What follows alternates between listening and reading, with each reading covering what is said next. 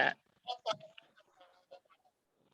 I think the 40 minutes and what you can accomplish in 40 minutes, it's just showing up and oftentimes looking at that as here's a space, let me do it. You know, if the universe is on my side, I can pull it off. Other times, you know, Nancy had said too, sometimes the task at hand is bigger, or, you know, as you get into it, you know, you're going to need to come back to it. So, but nonetheless, you make an impact and it feels good. I was talking about how I got so much done in the 40 minutes before this call, Becky, because I got up and I just was like, okay, I'm going to do it. So I got like my emails out. I got a blog half written. I got a few things changed on my schedule and some invites sent. And I was like, holy cow, I got a lot done already before 7 a.m. And it just felt so refreshing. So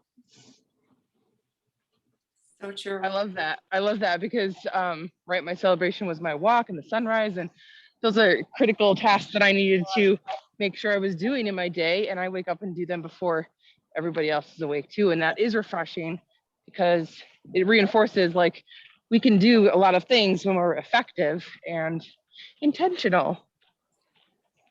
Yeah, for sure. There's a big piece, intention. That's why we call it the 40 minutes of intention. Or as of today. But on that note, I'm already over. I love it. So we can start those 40 minutes off, and I'll see you ladies here at the top of the hour. So enjoy. Go ahead and mastermind a little bit more about courage and asking. And it kind of relates to what you were just talking about.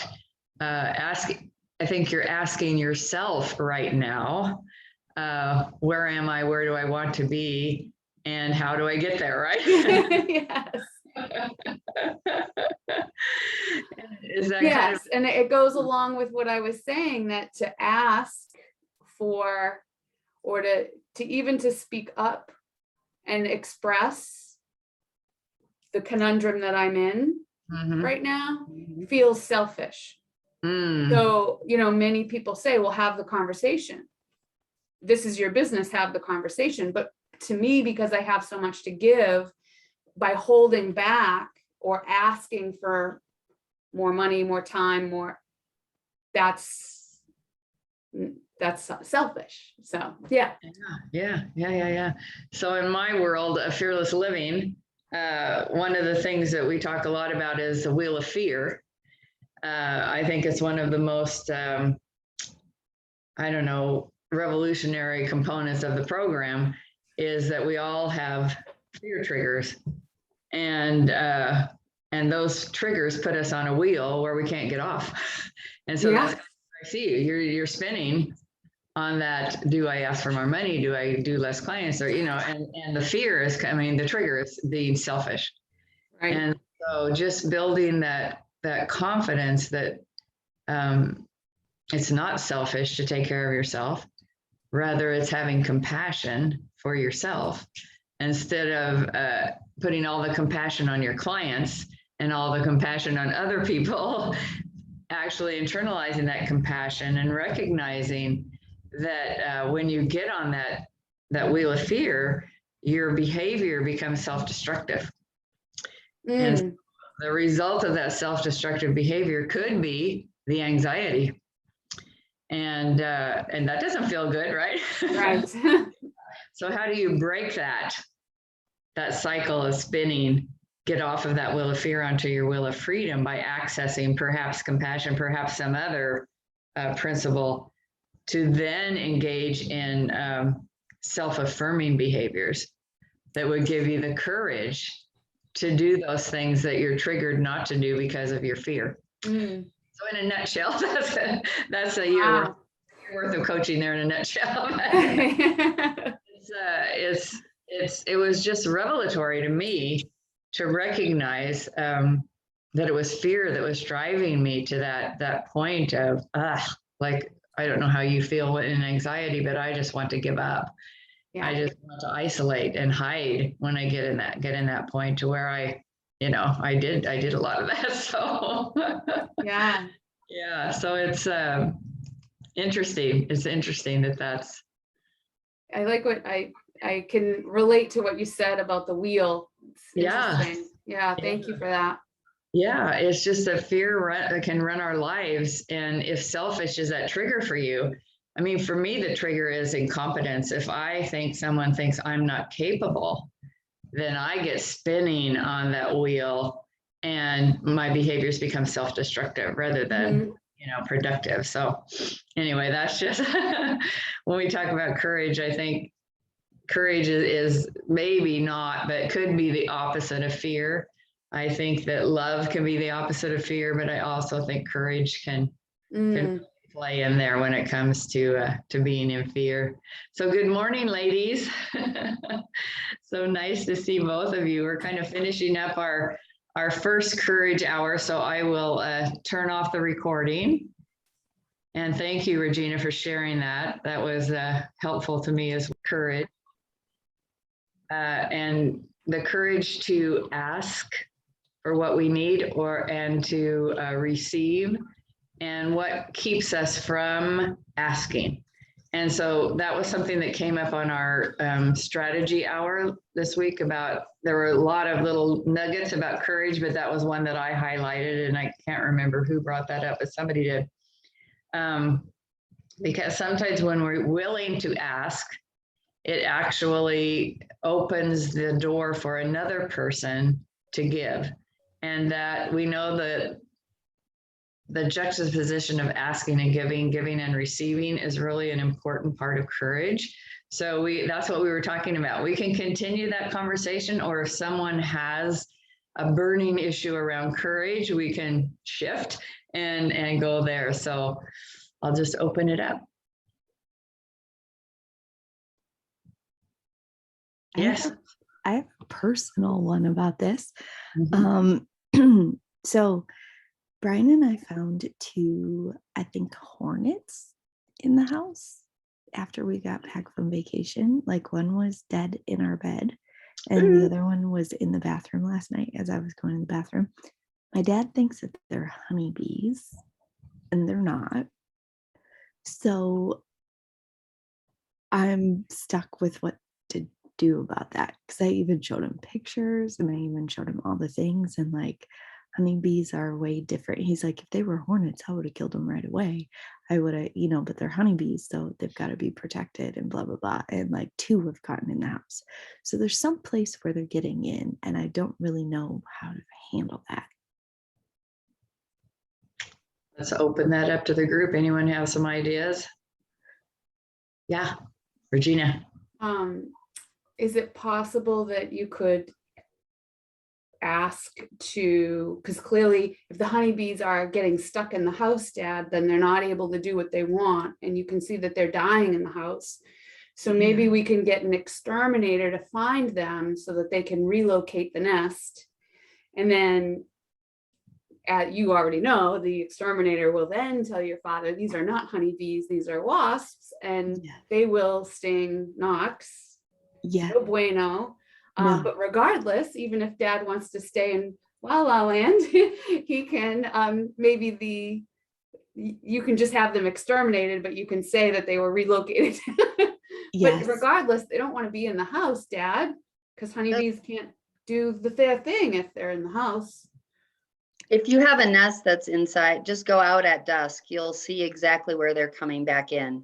Okay. Like you'll see because they go out so if you go out right away in the morning, you'll see where they're coming out. If it's right before it starts to get dusk and get cool, you'll see right where they're going back in. I mean, it's always easy to tell. It's probably like paper wasps, and they just have started. I mean, I'll tell you what, living in a log house, like I'm like I'm struggling, Suze. I'm like 2 wasps, whoop 2 doodah. Like I kill like they come right through the thing. Like, I know it feels like nature has invaded, but like that's nothing. If you had a big nest, you would have hundreds. Like, so like that to me could just be fall. They just creeped in a little, like if you only have two, I'd be like, meh, nothing, that's nothing. Like Okay. if somebody, like the other day, Birch went in his sailboat at our house and some had made a nest inside like the underneath the sailboat. When that door came open, thousands came out. So if there was a nest, you would have so many more than that. So like really do not sweat too. That's just, it's fall. Things are trying to get in where it's warmer. They're just trying to like figure out there. So I would not worry about it. But if you are concerned, look morning and night to see where they're in and out. Awesome. And he doesn't trust exterminators. So Yeah, well, neither would I. So there's there, you know, but okay. if you find them, then we can find you a natural Cool. remedy. Cool. Awesome. Thank you both for that. Because that calms me a little bit. Are you guys allergic? Are you highly allergic? We're not, but I don't know. Like Knox is 2.5, so I don't know. I just Well, when I was young, I had night terrors of killer bees. Mhm. yeah. Like not nightmares, but night terrors. Talk to Sorsha. She got stung, you know, like over 100 times all at once. My 3 girls jumped on a log that had ground wasps, and each one of them got more than 50 stings. So like I always, and Sorsha was horribly afraid after that. And I'm like, what do you have to be afraid of? You already had the worst thing. Yeah. Like you had the worst thing. It doesn't get any worse than this. Yes. Yes. So yeah, Totally. well, we'll figure it out. If you Yeah. don't have that many, don't worry. Thank you.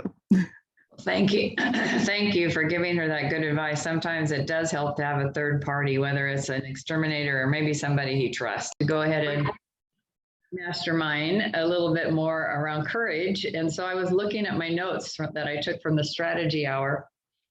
And I let this another comment that one of the ladies made was it takes courage to figure things out, to go deeper and get clear on what you're committed to.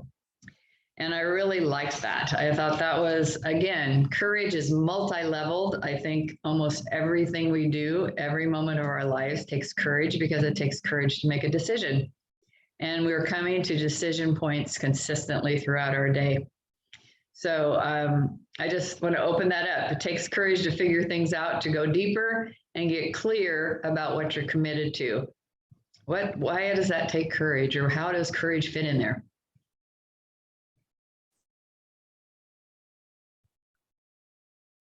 I like that you say that it takes courage for everything because there's different types of courage that you need to have. You know, courage for ourselves, courage for our families, courage for, you know, relationships and business and all of that, that there's some sort of courage, you know, in it, even in the things that we naturally do, you know, because like Beck and I were talking about a phone call that she made and she needed to have courage for that.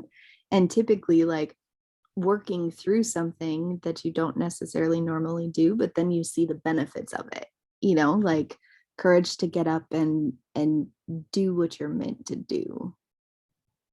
Yeah, that's interesting. Sometimes it takes me so much courage to make a phone call or to speak up when I know it's, you know, any difficult conversation. But I mean, just making a phone call, it takes a lot of courage.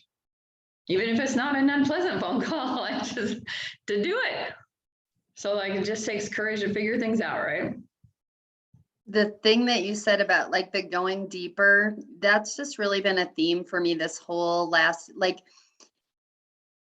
couple of months. Like I think about how many people, I know I've said the phrase before about vacuuming the middles, you know, like so many people kind of go through their life just vacuuming the middles. Like, you know, the things are rolling along, and I look at it like this, you know, you've got like these boxes in the attic and you sort of know what's probably in them. But for me, the courage piece is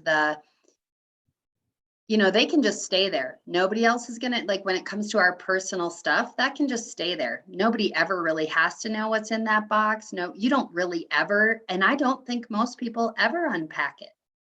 They just sort of stuff some stuff on top and set something heavy there so they don't have to really like, and this whole year for me has definitely been about, all right, let's just open the box and see what actually is in there and deal with it once and for all. Do I want this? Does this not serve me? Does this? And that's the courageous part, is like to unpack your own bag. Mhm. Yeah, I couldn't agree more. I couldn't agree more. And making that decision about what are you committed to now? What are you committed to today? Not tomorrow, but today. And how are you going to have courage to move through that and then tomorrow will be what tomorrow is, you know? It's that whole idea of don't live in the past, don't live in the future, live in the moment. And unpacking those boxes is, yeah, that's a great analogy. Yeah, thank you. Oh, it's 8 o'clock. Sometimes I want these masterminds to be 40 minutes, but well, we get to do that when we have our strategy hours. And so I love those too. But everybody go forth, have a wonderful day. And those of you that are going to stay for the pop-up hours, enjoy. And I'll see you tomorrow morning. Bye-bye.